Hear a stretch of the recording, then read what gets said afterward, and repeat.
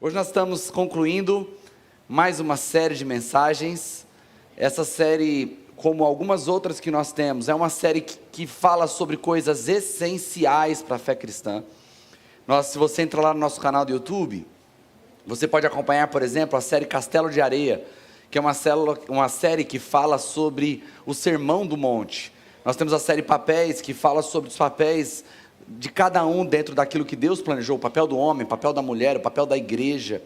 E a última série que nós falamos, Disciplinas Espirituais. Todas essas séries são séries que visam fortalecer a sua fé. E essa série agora é como se nós estivéssemos dizendo para você assim: nós queremos ver você firme naquilo que é básico, porque é isso que vai te sustentar no dia mau. Nós temos tantos cristãos que falam sobre tantas coisas, mas não entendem o que Jesus fez por elas.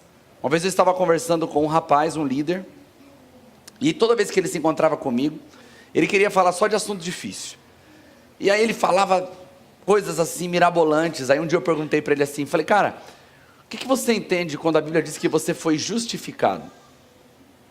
Aí ele travou. Eu falei: o que você entende quando a Bíblia diz que você foi regenerado? Aí ele não conseguia me responder. Aí eu falei para ele assim: enquanto você não souber o básico, todo o resto não faz sentido. Porque se você não entender o que Jesus fez por você, se você não entender a proposta da salvação, você é como um barco à deriva. Qualquer vento vai te levar, qualquer sopro vai te levar, qualquer situação vai te desanimar. E o objetivo é que nada te desanime, nada te pare. E é justamente isso que nós estamos falando. Pedro vai dizer em sua primeira carta, no capítulo 3, no verso 15, que foi o texto da nossa série. Ele diz assim: antes, santifiquem Cristo como Senhor no coração de vocês. Estejam sempre preparados para responder a qualquer pessoa que pedir a razão da esperança que há em vocês. Então nós construímos uma espécie de lista aqui nesses dias. Nós falamos sobre a doutrina do pecado, e falamos que um bom motivo para você dizer àqueles que te perguntam por que você segue a Cristo, é porque você foi perdoado dos seus pecados. Falamos sobre a doutrina da substituição, um bom motivo para você dar aos outros e a si mesmo: eu sigo a Cristo porque Ele morreu a minha morte. Você foi regenerado, Ele transformou a sua natureza. Você foi redimido, Ele pagou o preço do teu pecado, Ele resolveu a sua dívida com Deus e te libertou das mãos do pecado que te escravizava. Mas Ele também te justificou e Ele te santificou. A justificação é uma das doutrinas bases da fé, e ela é um escândalo, porque você foi tornado justo pela justiça de Cristo. Você não é justo porque você é bom, você não é justo porque você segue uma lista de regras, você não é justo porque você vem todos os domingos aqui, você não é justo porque ajuda financeiramente a igreja e ajuda os necessitados. Tudo isso é resultado, é fruto, mas a raiz dessas ações é o fato de Jesus ter te tornado justo pelo crédito dele. Ele transferiu o crédito dele para a tua conta, ou seja, você não tem motivo por se orgulhar. Você é o que é, porque Jesus te fez assim, amém, queridos? E hoje nós vamos falar sobre glorificação. Talvez outro assunto que a gente fala pouco na igreja, mas deveríamos falar mais. Eu quero explicar um pouco o que é glorificação, mas antes de explicar, eu quero mostrar para vocês um processo muito interessante. Olha o que está escrito em Romanos 8, a partir do verso 28. Nós lemos na última série, todos os domingos nós falamos sobre o Romanos 8, 28 e 29. Mas hoje eu vou ler o 30 também. Olha o que está escrito: sabemos que todas as coisas contribuem juntamente para o bem de todos aqueles que amam a Deus, dos que foram chamados de acordo com o seu propósito. Pois aqueles que de antemão conheceu, também os predestinou para serem conforme à imagem de seu Filho, a fim de que ele seja primogênito entre muitos irmãos. Aos que predestinou, olha o processo, também chamou. Aos que chamou, também justificou. Aos que justificou, também glorificou. Então, repare, é um processo. E o que é interessante nesse processo? Que ele é guiado por Deus do início ao fim. Nós somos agentes no máximo passivos da história, porque é Jesus quem faz tudo do início ao fim. Nós vamos discutir aqui, vamos ver as pessoas discutindo sobre predestinação. Predestinação é bíblica, a discussão não deve estar em cima da predestinação ou não. A discussão está se a predestinação é baseada na presciência ou ela é baseada unicamente na soberania de Deus. Mas aqui está claro, ela existe. Paulo vai dizer, aqueles que de antemão conheceu, ele também predestinou. O que é predestinar? É dar um destino previamente. Mas ele vai dizer, aqueles que de antemão predestinou, conheceu também predestinou, mas ele vai dizer, ele também chamou. E depois de ter nos chamado, o que ele fez? Ele nos justificou, foi o que explicamos aqui no último domingo. E aos que justificou, ele também glorificou. E é sobre essa glorificação que nós vamos compreender e entender porque é importante entender a glorificação, para termos no nosso coração firmeza para os dias maus. Tenho certeza que você vai gostar do que nós vamos conversar hoje aqui. Olha o que está escrito em primeira carta de João, capítulo 3, verso 2 e verso 3. Amados, agora somos filhos de Deus, e ainda não se manifestou o que haveremos de ser, mas sabemos, quando Ele se manifestar, seremos semelhantes a Ele, pois o veremos como Ele é. Todo aquele que nele tem essa esperança, purifica a si mesmo, assim como ele é puro. Olha que interessante, João está dizendo, agora, o que nós somos, o que eu sou, o que você é filho de Deus. Mas ele está dizendo, mas ainda não há manifestado o que haveremos de ser. Ou seja, vai haver coisa a mais para mim e para você, nós não sabemos o que é, a não ser o que é melhor do que ser filho de Deus, amém? Mas ele diz, quando ele se manifestar, nós seremos como ele é. O apóstolo Paulo vai parafrasear isso de outra maneira, ele vai dizer que nós seremos como ele é, no corpo da sua ressurreição. Como era o corpo da ressurreição de Jesus? A Bíblia diz que Jesus, depois de ressuscitar, ele continua 100% humano. Porque ele entra na casa onde as pessoas estão comendo, e ele come com elas. E Jesus, quando Tomé duvida que Jesus é quem ele diz ser, Jesus diz a Tomé, pode pôr a mão aqui nas minhas feridas, porque espírito não tem corpo, e não tem osso, não tem carne, pode pôr a mão, você vai ver que você está lidando com um ser humano e não com um espírito. E Tomé põe as mãos nas mãos de Jesus, e verifica que ele é justamente quem ele diz que é, e ele era humano. Mas, ele entra no lugar onde eles estão com a porta fechada. Ele é ser humano, ele pode ser tocado, ele come junto com os discípulos, não uma vez, várias vezes, mas ele entra no ambiente sem que a porta seja aberta. Ele some de um lugar e ele aparece em outro lugar. E no final ele sobe e entra entre as nuvens e desaparece. Ao passo que dois homens chegam para os irmãos que estavam olhando e falam, varões galileus, por que vocês estão olhando para o céu? Esse mesmo Jesus que vocês viram subir, ele vai descer da mesma maneira que ele subiu. João está dizendo que nós teremos um dia um corpo igual ao de Jesus. Nós vamos ler sobre isso. Vamos lá para 1 de Coríntios, primeira carta de Paulo aos Coríntios, capítulo 15, a partir do verso 42. O texto diz assim, assim será com a ressurreição dos mortos. O corpo é semeado perecível e ressuscita imperecível. É semeado, vamos entendendo parte por parte aqui, para que depois nós não precisamos voltar. Ele diz que o corpo é semeado perecível, mas ele ressuscita imperecível. Ele está falando da ressurreição dos mortos, uma das doutrinas básicas da fé cristã. O que quer dizer que ele é semeado perecível e ele ressuscita imperecível? Nós tivemos aí há uns meses atrás a tristeza de sepultarmos nosso amigo Paulo. Enquanto o Paulo foi velado aqui nessa comunidade, e depois o Paulo foi levado para São Miguel para ser velado de novo, porque a família dele era de lá. Nós já tínhamos passado a madrugada toda velando ele aqui. Então, enquanto velavam ele em São Miguel, eu não queria ficar ali, eu queria andar, eu queria fazer alguma coisa. E então, eu descobri que estava acontecendo uma exumação no túmulo onde o Paulo seria sepultado. Estava sendo tirado uma tia dele, de 25 anos, que estava enterrada. E eu perguntei, eu posso ver a exumação? Ele falou, pode ir lá. E eu fiquei lá, sentado na beira do túmulo, conversando com o rapaz que estava limpando aquilo ali. E ele pega ossinho, coloca o ossinho dentro de uma sacolinha, pega o crânio, põe o crânio dentro da sacolinha, pega o fêmur. E foi conversando comigo, falou, isso aqui é osso não sei de onde. Só ele reconhecia, porque já estava bem pequenininho. E já tinha misturado com a terra, porque não era um túmulo de gaveta, era um túmulo onde a terra é em cima do caixão mesmo. E aí eu entendi o que é ser perecível. Não dava, nosso cérebro nem conecta aquilo com o ser humano. Nosso cérebro não consegue fazer a junção que aquele monte de osso era um ser humano que viveu, que morreu 25 anos atrás e que pessoas choraram, mas que já não tinha mais nada do que configurava ela. Paulo está dizendo que quando nós morremos, o nosso corpo ele perece, mas quando nós ressuscitarmos, o nosso corpo nunca mais vai perecer, ele vai ser um corpo eterno, nunca mais vai acabar. Mas ele vai continuar dizendo que ele é semeado em desonra e ressuscita em glória. O que significa ser sepultado em desonra? O pecado nos desonrou, o pecado nos desconfigurou. Todo tipo de anomalia genética, de defeito, tudo isso é derivado do transtorno do pecado no Éden. É por isso que quando Jesus ressuscita, Isaías vai dizer que Jesus era um homem experimentado em dores. Mas quando Jesus ressuscita, os discípulos têm um pouco de dificuldade de reconhecer ele.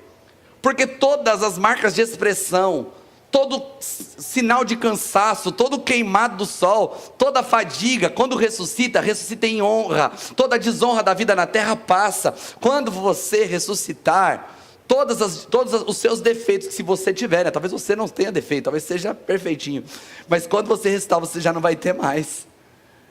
Todas as dificuldades, todas as anomalias genéticas vão embora. Você vai ressuscitar em honra. Dá uma olhadinha a pessoa que está do teu lado assim, fala, você já é bonito, mas você vai ficar mais.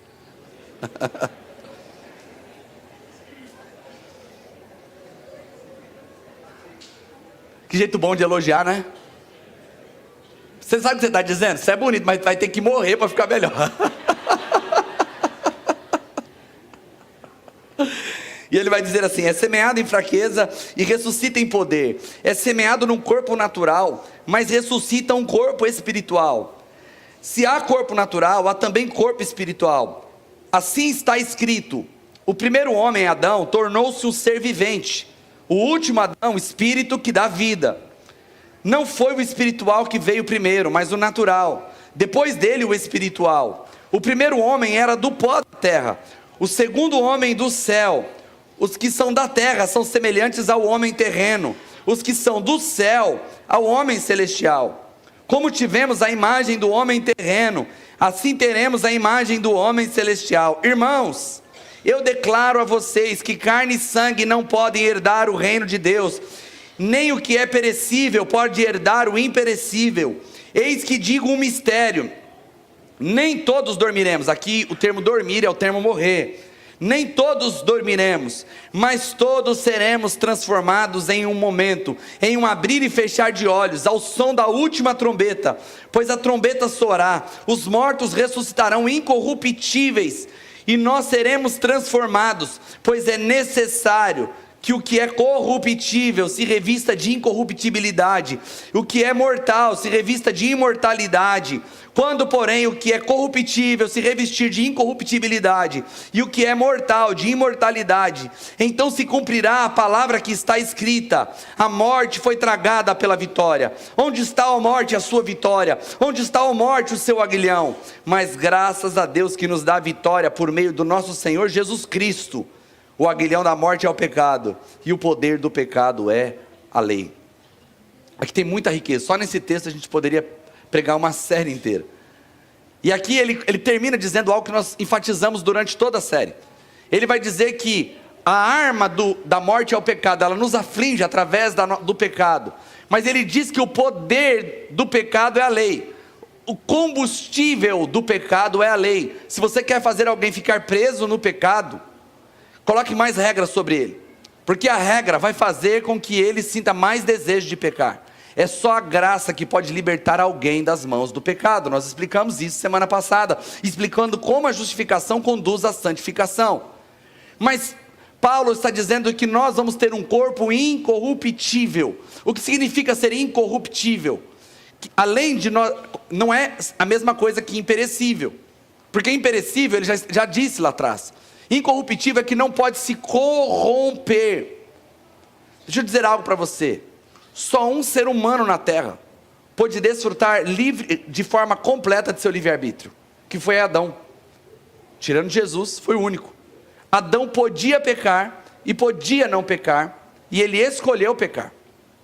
Você não tem todas as suas faculdades intactas. Você não pode decidir hoje, por exemplo, não pecar. Não, quer saber? A partir de agora eu não peco mais. Não, agora eu vou viver minha vida, a partir de agora, ó, pode escrever aí, onde você quer que eu assino, porque nunca mais eu peco. Se você assinar e colocar a tua casa em risco, você perde a casa. Se você colocar a sua vida em risco, você perde a sua vida. João vai dizer o seguinte, que filhinhos, não pequeis, mas se vocês pecarem, saiba que vocês têm um advogado, junto ao Pai. Nós precisamos da graça não só para nos perdoar, nos libertar, mas continuar nos conduzindo, porque enquanto estamos nesse corpo, estamos em batalha, porque temos uma nova natureza, mas lutamos contra a nossa velha natureza que quer nos dominar. Os pensamentos ruins tentam te dominar, os desejos tentam te dominar, e por isso quando o apóstolo Paulo vai dizer ao Senhor sobre o espinho que ele tinha na carne, o Senhor vai dizer, minha graça te basta, porque se nós não tivermos a graça no caminho, nós desistimos e paramos. Então, Adão podia pecar e pecou. Nós não podemos não pecar, mas um dia nós não poderemos pecar, porque nós nos tornaremos incorruptíveis. Essa é a doutrina da glorificação. Aquele que nos salvou, nos perdoou, nos justificou, ele não nos abandonará nesse corpo, ele nos dará um novo corpo, quando nós ressuscitarmos. E o que o apóstolo Paulo está dizendo? Que aqueles que estiverem vivos na vinda do Senhor, embora eles não precisarão morrer e ressuscitar para ter um corpo glorificado, eles serão transformados no abrir e no piscar de olhos. O corpo deles será um corpo transformado, porque aquilo que é perecível não pode herdar a vida eterna. Então o Senhor irá nos transformar para vivermos eternamente com Ele. Você está entendendo, amado? Está sendo para você um assunto muito complicado? Não, né? Está simples, né? Eu quero que você entenda, que você saia daqui com isso aqui fervendo no teu coração. E aí a pergunta é, como que isso pode me dar esperança? Como isso pode ser um motivo forte para que eu não abandone Jesus? Olha o que está escrito em João, capítulo 6, a partir do verso 66. Deixa eu te dar um contexto desse texto. Pode deixar aberto, mas deixa eu dar o contexto. Jesus multiplica os pães e os peixes, primeira multiplicação de pães e peixes. Aí Jesus manda os discípulos entrarem no barco. Os discípulos entram em uma grande tempestade. Jesus vem andando sobre as águas, entra no barco, acalma a tempestade, terminam de chegar do outro lado. No outro dia, uma multidão se aglomera em volta de Jesus. Aí Jesus vai fazer um momento de conexão. E o momento de conexão de Jesus é assim: vocês estão vindo aqui não é por causa das palavras que eu tenho, mas pelo pão que eu multipliquei ontem. Já começa o sermão dele dando uma paulada no meio da cabeça do povo interesseiro. Aí o povo já está meio desanimado com o jeito que Jesus dá boas-vindas a ele. De repente Jesus diz assim: vocês precisam comer do meu corpo e beber do meu sangue, para terem parte comigo. Irmãos, o cristianismo no início, como Jesus usava essa linguagem, deixou muita gente confusa. Você sabia, uma curiosidade para você, que o cristianismo no início foi acusado de canibalismo e de incesto? Canibalismo porque os irmãos se reuniam e diziam uns aos outros: vamos lá para a gente comer o corpo de Jesus e beber o sangue. Era a ceia do Senhor. E aí eles ouviam as pessoas dizendo assim: a irmã fulano de tal casou com a irmã fulano de tal. Falou, esse povo é tudo comete incesto, o irmão casa com o irmão. Porque eles não entendiam a linguagem. Agora Jesus está falando uma linguagem que eles não entendem. Jesus está dizendo: vocês precisam comer do meu corpo e beber do meu sangue. E o pessoal começou a ir embora, porque não estava gostoso ouvir essas palavras de Jesus. Em determinado momento, é o texto que nós chegamos aqui, verso 66, diz: daquela hora em diante, muitos dos seus discípulos voltaram atrás, e deixaram de segui-lo. Jesus perguntou aos 12, vocês também não querem ir? Simão Pedro lhe respondeu: Senhor, para quem iremos? Tu tens as palavras de vida eterna, nós cremos e sabemos que tu és o Santo de Deus. Por que Pedro ficou? Pedro ficou porque Pedro estava interessado em algo que passa aqui dessa vida. Pedro estava interessado no que é eterno. Pedro não disse assim: Senhor, para onde iremos? Tu tens palavras de prosperidade. Senhor, para onde iremos? Tu tens palavras que podem resolver minha vida aqui, resolver meus problemas conjugais. Tudo isso, o Evangelho traz subsídio para resolver em sua vida. Mas nós vamos ler no próximo texto que se você busca o Senhor só pelas coisas daqui, você está vivendo um cristianismo miserável. Olha o que está escrito. Primeira carta de Paulo aos Coríntios, capítulo 15. Mesmo capítulo 15 que nós estávamos lendo quase agora, mas agora o verso 12. O texto diz: ora, se é pregado que Cristo ressuscitou dentre os mortos, como alguns de vocês dizem que não existe ressurreição dos mortos? Dá uma parada aí. Na igreja de Coríntios, ela estava sendo invadida por uma ideia de que não existe ressurreição dos mortos, que os mortos não iriam ressuscitar, que isso é balela. Então Paulo está escrevendo essa carta e ele decide contrapor essas pessoas que diziam que não há ressurreição, e ele vai usar um argumento aqui sobre a ressurreição de Jesus. Olha o que ele vai dizer: se não há ressurreição dos mortos, Cristo não ressuscitou. Se Cristo não ressuscitou, é inútil a nossa pregação, como também é inútil a fé que vocês têm. Mais que isso, seremos considerados falsas testemunhas de Deus, pois contra ele testemunhamos que ressuscitou a Cristo dentre os mortos. Mas se os mortos não ressuscitam, ele também não ressuscitou a Cristo. Pois se os mortos não ressuscitam, então Cristo não ressuscitou. Se Cristo não ressuscitou, a fé que vocês têm é inútil, e ainda estão nos seus pecados. Nesse caso, também os que dormiram em Cristo pereceram. E ele vai dizer o texto que eu estava falando, ele vai dizer: se é somente para esta vida que temos esperança em Cristo, somos os mais miseráveis de todos os homens. Segura o texto aí. Ele não está dizendo que nós não podemos esperar em Cristo para essa vida. Ele está dizendo que se nós esperamos em Cristo só para esta vida, nós somos os mais miseráveis de todos os homens. Se o seu cristianismo coloca a expectativa em Deus só para as coisas que Ele pode fazer aqui e agora, e nada mais, o seu cristianismo é pobre. Você pode dizer que você viu e viveu coisas incríveis, mas se tudo que você vê em Deus, espera em Deus, está relacionado com coisas daqui, é pobre. Sabe por quê? Porque a nossa vida é curta, ela passa como um sopro. É só você perguntar para alguém que já passou de 80 anos e dizer a ele: sua vida demorou muito. Só se a pessoa for muito mal-humorada, teve uma vida muito ruim, para ela dizer: nossa, eu não aguento mais, já não estou aguentando mais viver essa vida miserável, eu quero é morrer logo. Olha, é poucas pessoas que vão responder assim. A maioria vai dizer: rapaz, eu lembro como eu era criança ontem, passou como um sopro. A vida passa rápido demais. E se o que você está esperando, se o que Cristo fez resolve só esses poucos anos que você tem de vida, é pouco demais. O que Jesus fez resolve a sua eternidade, é para sempre. Então Paulo está dizendo que se a nossa esperança está em Cristo só para aqui, nosso cristianismo é pobre. E ele continua dizendo: contudo, de fato Cristo ressuscitou dentre os mortos, sendo ele as primícias entre aqueles que dormiram, visto que a morte veio por meio de um homem, também a ressurreição dos mortos veio por meio de um homem. Da mesma forma que em Adão todos morrem, em Cristo todos voltarão a viver, mas cada um por sua vez. Cristo as primícias, depois quando ele vier, os que lhe pertencem. Então virá o fim, quando ele entregar o reino a Deus, o Pai, depois de ter destruído todo o domínio, toda a autoridade, todo o poder, pois é necessário que ele reine até que todos os seus inimigos sejam postos debaixo de seus pés. O último inimigo a ser destruído é a morte. Olha o que Paulo está dizendo, que esse assunto é para nos dar esperança. Um cristão, ele tem que viver com isso no coração. Eu sirvo Jesus, Ele mudou a minha vida, Ele foi bom para comigo, Ele foi bom para com a minha família, Ele mudou as minhas perspectivas, Ele me curou, Ele me libertou de vícios, Ele curou as minhas emoções, Ele abençoou os meus filhos, Ele me deu sonhos. Glória a Deus por isso, são testemunhos maravilhosos. Mas se no final desse testemunho você não dizer assim: mas mesmo que tudo isso não acontecesse, Ele me deu esperança de vida eterna, Ele me fez olhar para além da vida.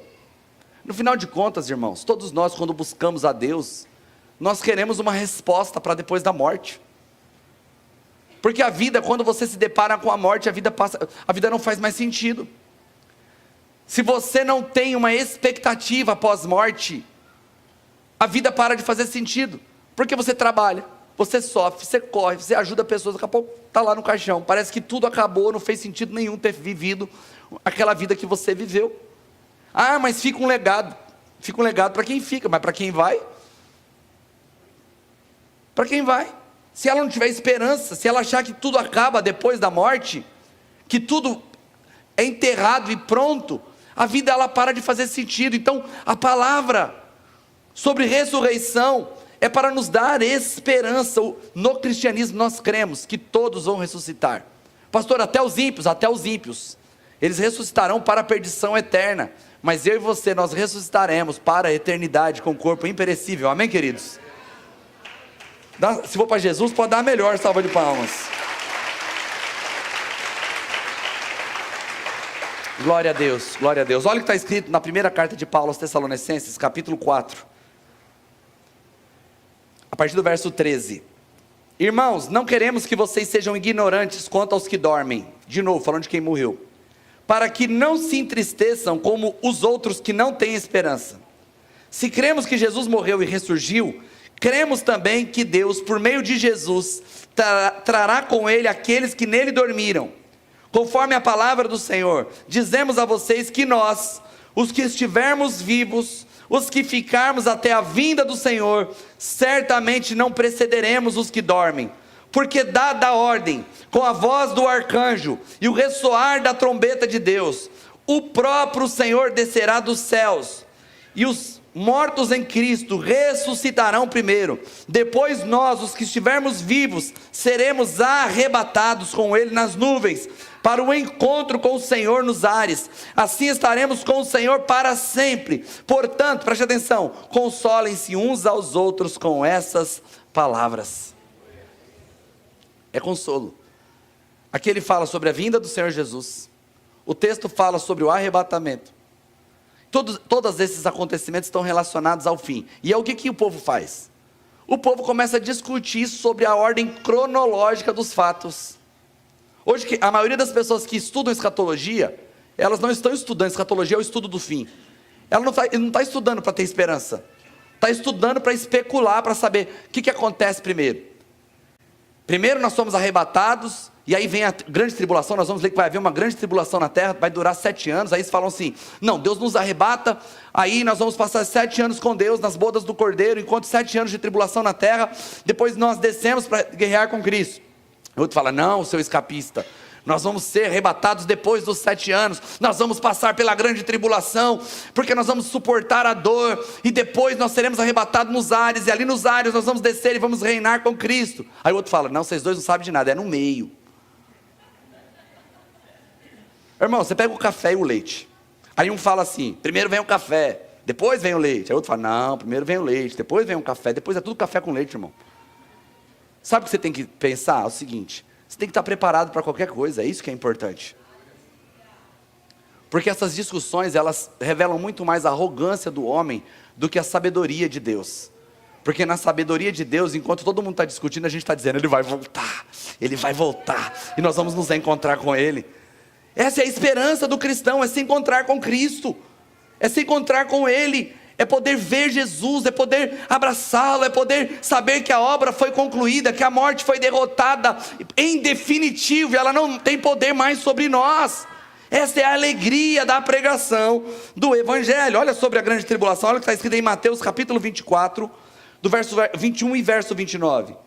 Porque haverá grande tribulação, como nunca houve desde o princípio do mundo até agora, nem jamais haverá. Imediatamente após, verso 29, imediatamente após a tribulação daqueles dias, o sol escurecerá, e a lua não dará sua luz, as estrelas cairão do céu, e os poderes celestes serão abalados. A terra vive em tribulação o tempo todo, né, irmão? Mas ele está dizendo que vai haver um tempo de uma tribulação como nunca houve e nunca haverá. Aí você vai dizer, e nós? Vamos estar como a família de Noé, dentro da arca, seja o que for, nós vamos estar protegidos por Jesus Cristo. A Bíblia também fala do aparecimento de um homem que é chamado de anticristo. Depois você pode, quero que você anote aí, 2 Tessalonicenses, capítulo 2, do verso 13, do 3 ao 12, nós não vamos ler, mas fala do aparecimento de um homem, que ele vai se opor a tudo que se chama Deus, e ele vai se intitular de Deus. São coisas que vão acontecer no fim. E por que eu estou falando sobre todas essas coisas? Porque a igreja primitiva sabia dessas coisas, ela compreendia essas coisas, e isso quer dizer o quê? Que um dia, Jesus vai vir aqui na terra, e Ele vai reinar fisicamente na terra, e Ele vai resolver todos os problemas da humanidade.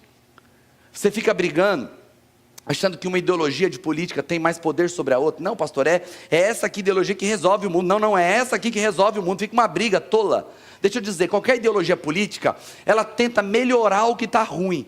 Mas você sabe quando a coisa vai resolver? Quando nós tivermos um rei aqui na terra chamado Jesus Cristo. Esse vai resolver todos os problemas. Irmãos, eu fico viajando. Eu vejo os políticos discutindo sobre como que a gente vai resolver o problema da Cracolândia. Não vai só amenizar. Mas quando Jesus vier aqui, Ele não só vai resolver o problema para as pessoas que moram na vila da Cracolândia, Ele vai restaurar, não vai haver mais doença, não vai haver mais problema, não vai haver mais nenhum tipo de escravidão, de drogas. Ele vai resolver o problema das cidades. E sabe como que Ele vai fazer isso? Através de você, porque com Ele nós reinaremos, nós governaremos sobre a terra. Essa é a grande promessa de Jesus para os seus. E nós não estamos pensando nisso, nós estamos olhando para o aqui e olhando para o agora. Olha essa promessa de Deus, Isaías capítulo 9, verso 6 e verso 7, isso aqui é profecia de dupla referência. Ela aconteceu em uma parte e ainda não aconteceu a segunda parte. Olha o que está escrito na primeira parte da profecia, verso 6, de Isaías 9. Porque um menino nos nasceu, um filho nos foi dado, e o governo está sobre os seus ombros. Ele será chamado maravilhoso, conselheiro, Deus forte, Pai da eternidade e príncipe da paz. Deixa eu fazer uma pergunta para você. O menino já nasceu? Sim ou não? Então a primeira parte da profecia está cumprida. Mas olha a segunda parte. Ele estenderá o seu domínio e haverá paz sem fim sobre o trono de Davi e sobre o seu reino, estabelecido e mantido com justiça e retidão desde agora e para sempre. O zelo do Senhor dos exércitos fará isso. Quando Jesus reinar, vai haver paz eterna. Já nós estamos vivendo paz eterna, sim ou não? Israel está tudo em paz, né? É uma bagunça aquele lugar. Mas quando Jesus voltar, haverá paz em Israel. Olha o que está escrito em Zacarias capítulo 9. Lembrando que esses dois textos é antes de Cristo. Zacarias capítulo 9, verso 9 diz assim: Alegre-se muito, cidade de Sião, exulte Jerusalém, eis que o seu rei vem a você, justo e vitorioso, humilde e montado num jumento, um jumentinho, cria de jumenta. Essa parte já se cumpriu, sim ou não? Mas olha a segunda parte. Ele destruirá os carros de guerra de Efraim, e os cavalos de Jerusalém, e os arcos de batalha serão quebrados. Ele proclamará paz às nações, e dominará de mar a mar, de mar a outro mar, e do Eufrates até o fim, aos confins da terra. Deixa eu dizer, todas as armas, todas as empresas, as indústrias de arma, todas fecharão, porque não precisará mais acontecer guerra nenhuma quando Jesus reinar. Glória a Deus, isso é muito bom, né, irmãos? Sabendo de tudo isso, como que nós temos que viver? Eu quero já partir para o fim aqui. Olha o que está escrito na segunda carta de Pedro, capítulo 3, a partir do verso 3. Antes de tudo, saibam que nos últimos dias surgirão escarnecedores que zombam e seguem seus próprios desejos impuros. Eles dirão: o que houve com a promessa da sua vinda? Desde que os antepassados morreram, tudo continua como desde o princípio da criação. Dá uma segurada no texto aí. O que Pedro está dizendo? Pedro vai dizer assim, ó, depois lá no fim, o pessoal vai estar esperando há tanto tempo Jesus voltar, que vão começar a zombar. Vão dizer assim: não vai vir mais não, não fica esperando não, que você está fazendo papel de besta. Quando eu era criança, para você ter ideia como isso é uma verdade, há 25 anos atrás, a igreja falava muito mais sobre a volta de Cristo. Nós esperávamos, nós terminávamos um culto e pensávamos assim: talvez seja a última vez que eu vi esse culto, talvez Jesus volta agora e nós já era. Pra você ter ideia como o negócio era, aquele meu irmão que pregou aqui, se ele tiver, depois ele vai ouvir essa mensagem, ele vai dar risada. Aquele meu irmão que estava aqui falou que ele ouvia tanto sobre a volta de Jesus, e na época era muito raro aquelas luzes, sabe aquelas luzes do rodeio, que passam no céu assim. E ele falou que um dia ele saiu à noite da escola, e está indo para casa sozinho, e de repente olha para o céu assim, e começa a ver aquelas luzes no céu. Ele falou: é um sinal no céu. Ele falou que no meio da rua ele cai de joelho e começa a confessar todos os pecados dele. Se tiver acontecendo agora, eu quero ir para o céu. Irmão, eu vivia tão na iminência da volta de Jesus, que quando assim, eu dormia à tarde, sumia todo mundo de casa, eu falava: meu Deus do céu, eu acho que eu fiquei. E eu corria para ver se eu achava minha mãe, porque eu certeza que ela ia subir, né? Aí eu via minha mãe e eu falava: ufa. Mas por quê? O tempo foi passando, a gente parou de pensar na volta do Senhor Jesus. Mas olha o que Pedro diz: pois deliberadamente eles se esquecem de que pela palavra de Deus os céus já existiam há muito tempo, e de que a terra foi formada da água e pela água. Pela água o mundo daquele tempo foi submergido e destruído. O que ele está dizendo? Que também no tempo de Noé as pessoas também pararam de acreditar que haveria um dilúvio. Ah não, Noé está construindo uma arca, não caiu uma gota d'água. Mas eles foram surpreendidos pelas águas que destruíram a terra. Mas aqueles que deram crédito à mensagem de Noé estavam protegidos dentro da arca. E ele continua dizendo: pela água o mundo daquele tempo foi submerso e destruído. No entanto, agora pela mesma palavra, os céus e a terra, que agora existem, estão reservados para o fogo, guardados para o dia do juízo e para a destruição dos ímpios. Amados, não se esqueçam disso. Um dia com o Senhor é como 1000 anos, e 1000 anos como um dia. O Senhor não demora em cumprir a sua promessa, como alguns julgam. Ao contrário, Ele é paciente com vocês e não quer que ninguém pereça, mas que todos cheguem ao arrependimento. No entanto, o dia do Senhor virá como um ladrão, é de surpresa mesmo. Os céus desaparecerão com um grande estrondo, os elementos serão desfeitos pelo calor, e a terra e tudo que houver nela ficará exposta. Visto que tudo será destruído dessa forma, que tipo de pessoas é necessário que vocês sejam? Ele vai dizer: vivam de maneira santa e piedosa, esperando o dia de Deus e apressando a sua vinda. Naquele dia os céus serão desfeitos pelo fogo, e os elementos se derreterão pelo calor. Mas de acordo com sua promessa, esperamos novos céus e nova terra, onde habita a justiça. Ele está dizendo que nós devemos esperar a vinda do Senhor e apressar a vinda do Senhor. Como que apressa a vinda dele? Pregando o Evangelho. Porque Ele virá quando nós tivermos pregado o Evangelho a todo mundo.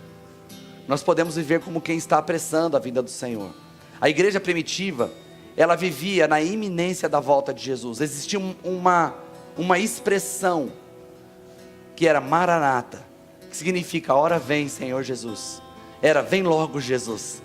Paulo termina dizendo, esse é o último texto dessa noite, segunda carta de Paulo a Timóteo, capítulo 4, diz, verso 7: combati o bom combate, terminei a corrida e guardei a fé. Agora me está reservada a coroa da justiça, que o Senhor, justo juiz, me dará naquele dia, e não somente a mim, mas também a todos os que amam a sua vinda. Quero te convidar a ficar em pé nessa noite.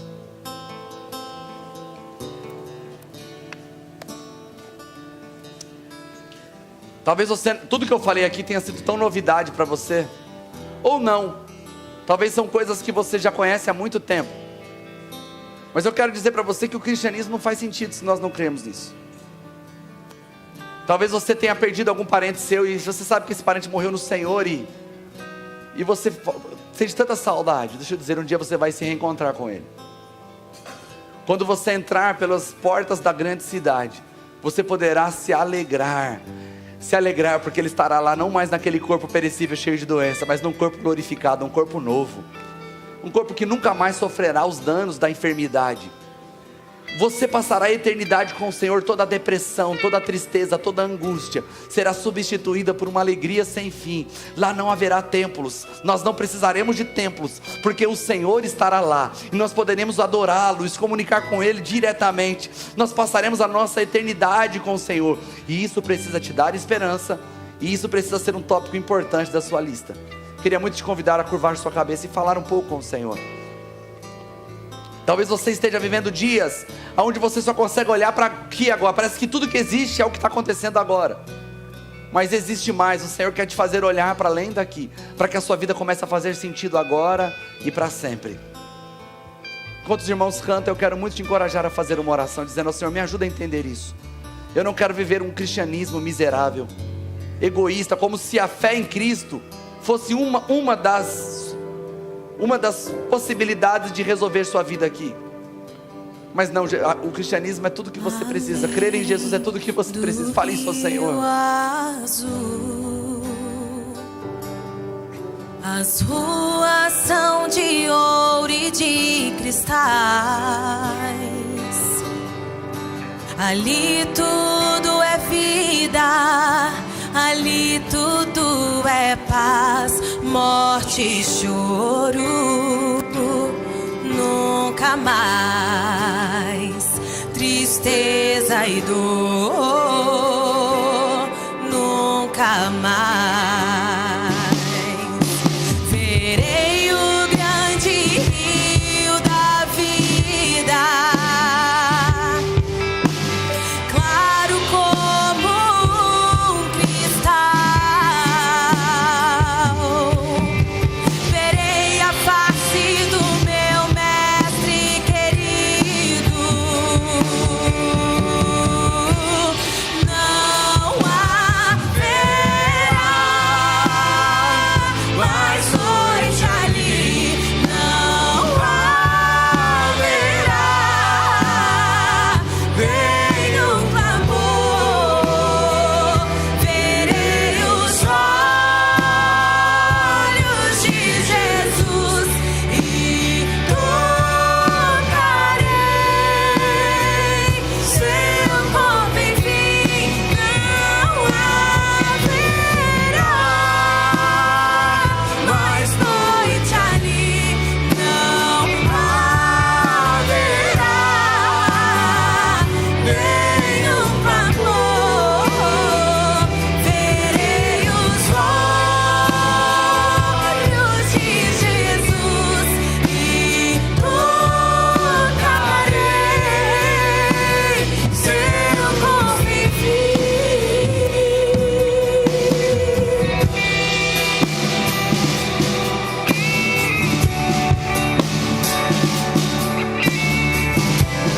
Você consegue deixar o Senhor te levar a imaginar essas coisas?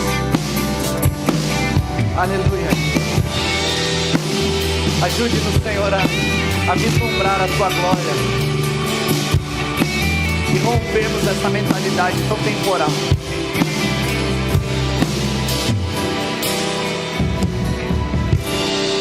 As nações andarão em sua luz e as portas jamais se fecharão. E a cidade é de ouro puro, de jaspe é seu muro, além do rio azul. Morte e choro, Nunca mais, nunca mais. tristeza e dor, nunca mais, nunca mais. Morte e choro, tristeza e dor, nunca mais, nunca mais. Morte e choro, tristeza e dor, nunca mais, nunca mais.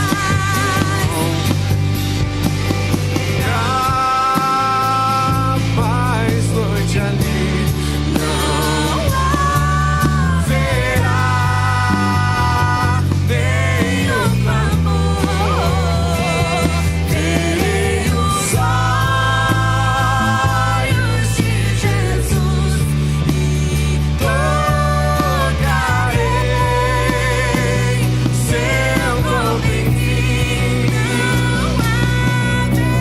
Não haverá mais noite ali. Não haverá nenhum clamor.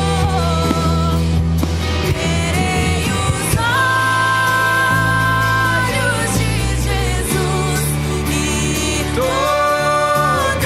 tocarei seu corpo, enfim.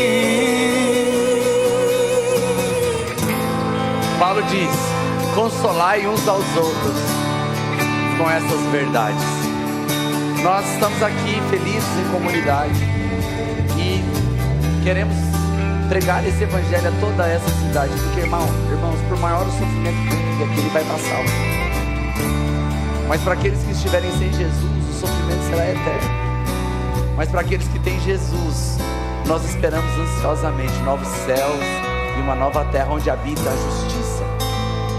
Que você saia daqui com o teu coração queimando, dizendo assim: eu tenho bons motivos para seguir a Jesus. Ele me salvou, Ele me substituiu, Ele me regenerou, Ele me redimiu, Ele me justificou, Ele me santificou. E quando tudo parecer que está acabado, Ele vai me glorificar para que eu passe a eternidade com Ele. Senhor, nós queremos te agradecer por essa série, queremos te agradecer, Senhor, por essa palavra. Nós queremos que o nosso coração seja firmado na Tua verdade, e a Tua palavra é a verdade. Nós queremos ter os nossos corações cheios dessa alegria que não tem fim, que não está escorada, Senhor, em coisas que passam, mas em coisas que são eternas. Se existir alguém entre nós, Senhor, que ainda não conhece o Senhor, que ainda não decidiu fazer do Senhor o Senhor da vida dela, que nesta noite, Senhor, haja um tempo de arrependimento, um tempo de desejo por te encontrar. Pai, nós somos gratos a Ti pelo que o Senhor tem feito entre nós e pela Tua bondade que se manifesta com a Tua presença entre nós. Que venha sobre nós a Sua alegria, Senhor. Esse é o nosso pedido essa noite, em nome de Jesus. Amém, amém. Se você recebe essa palavra, dê uma forte salva de palmas ao Senhor. Aleluia, aleluia. Nós vamos estar encerrando a nossa reunião agora. Eu já vou dar a bênção apostólica. Quero lembrar que nós vamos ter a nossa reunião do membro. Então você que quer ficar, eu convido a todos que vocês que são membros a ficarem. Vocês que são nossos convidados, muito obrigado por vocês terem vindo hoje. Nós somos muito gratos pela sua vida aqui. Você pode ficar à vontade para voltar para sua casa, descansar, sabendo que você teve um encontro com Jesus essa noite. Amém? Mas você que é membro, eu quero te convidar a ficar, porque nós temos certeza que vai ser muito bom, que nós vamos ver aqui a prestação de contas, para que você faça parte disso, conscientemente saiba que você está numa comunidade séria. Amém? Senhor, muito obrigado por esse domingo maravilhoso. Obrigado porque o Senhor é bom e a Tua misericórdia dura para sempre. Que nós possamos ser conduzidos à nossa casa e que durante essa semana essa esperança inunde o nosso coração e nós possamos saber, Senhor, que não é só o que estamos vivendo que importa, é que nós temos uma eternidade na nossa frente e que nós, como nós vivemos hoje, é baseado pela consciência que temos de que isso aqui não é o fim. Nós te agradecemos por isso, Senhor, com o amor de Deus, a graça de Jesus Cristo, seu Filho, a comunhão do Espírito Santo esteja sobre todos nós, desde agora e para todos sempre. Todos dizem amém. Que Deus te abençoe e que você tenha uma ótima semana.